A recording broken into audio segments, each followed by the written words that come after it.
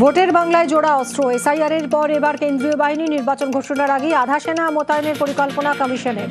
ময়দানে নেমে লড়তে হাতিয়ার আধা সেনা। ভোট নির্ঘণ্ট প্রকাশের আগেই বাংলায় কেন্দ্রীয় বাহিনীর ভাবনা কমিশনের, কটাক্ষ তৃণমূলের। পাল্টা চ্যালেঞ্জ পদ্মশিবিরের। ভোট ঘোষণার আগে কেন্দ্রীয় বাহিনী পাঠাচ্ছে, যারা চেষ্টা করছে কেন্দ্রীয় বাহিনী আনিয়ে গন্ডগোল করতে, প্ররোচনা দিতে, বাংলার মানুষ ভরপুর জবাব দিয়ে দেবে।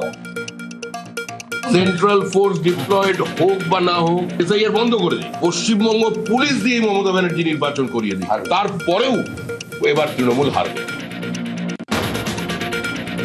এসআইআর এর নামে তুগলকি হিটলারি আচরণ, সুপ্রিম কোর্টের নির্দেশও অমান্যের অভিযোগ। কমিশনকে কড়া আক্রমণ করলেন মমতা বন্দ্যোপাধ্যায়। তুগলকি কাণ্ড করছে, হিটলারি অত্যাচার চালাচ্ছেন। একটা government, one party one rule, one party one nation, গণতান্ত্রিক অধিকার হরণ করছেন। এটা রাবণের সীতাকে হরণ করার মতো। 7 AEROকে চাকরি থেকে সাসপেন্ড কমিশনের, প্রতিবাদে চড়া সুর মমতা বন্দ্যোপাধ্যায়ের।